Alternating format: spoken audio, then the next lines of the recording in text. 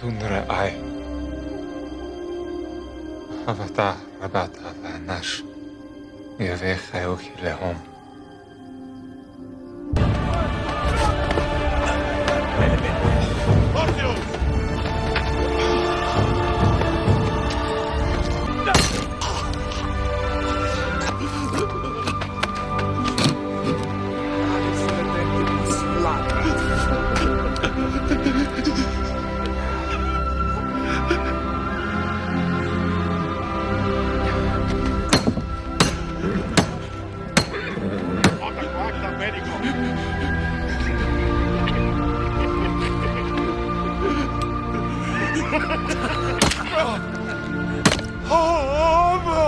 Tultiin, kun super pacem sua. Eritite krucem! Krucite! Krucite!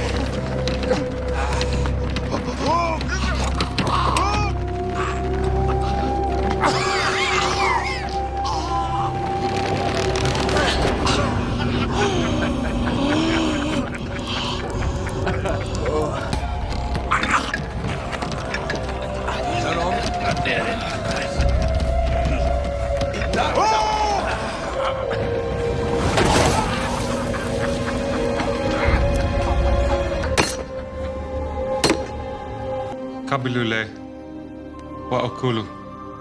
Tenau kishmi. Ilkomi hiv.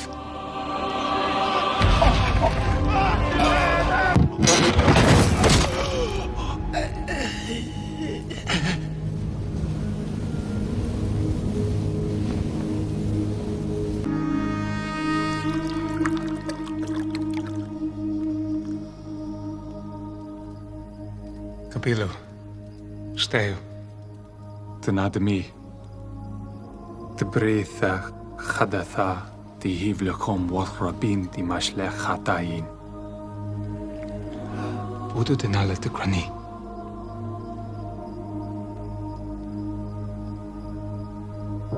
ദിവ്യകാരുണ്യത്തിന്റെ ആഴം മനസ്സിലാക്കാൻ നാം എപ്പോഴെങ്കിലും ശ്രമിച്ചിട്ടുണ്ടോ?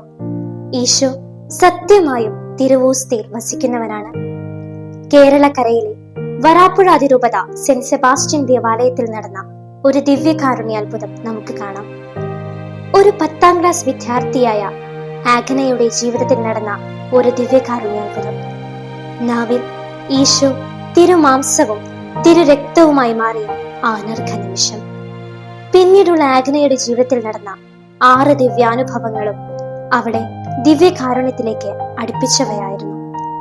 ഒരു സാധാരണ കുട്ടിയുടെ ജീവിതത്തിൽ ഈശോ മാംസമായി മാറിയെങ്കിൽ നാം ദിവ്യകാരുണ്യത്തോട് എത്രത്തോളം ഭക്തി പുലർത്തുന്നുണ്ടെന്ന് നാം തിരിച്ചറിയണം.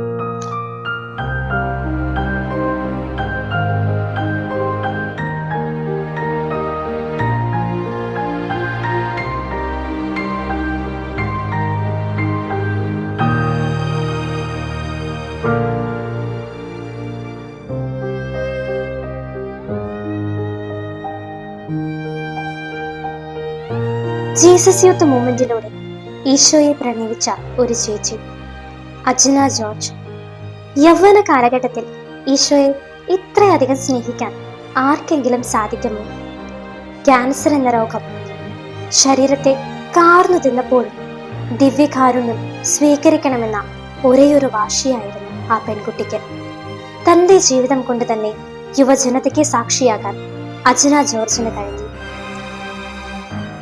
മാധ്യമങ്ങളിലൂടെ ദിവ്യകാരുണ്യ ഭക്തി പ്രചരിപ്പിച്ച 16 വയസ്സുകാരന് സ്വർഗം സ്വന്തമാക്കാൻ അധിക നാൾ വേണ്ടി വന്നില്ല.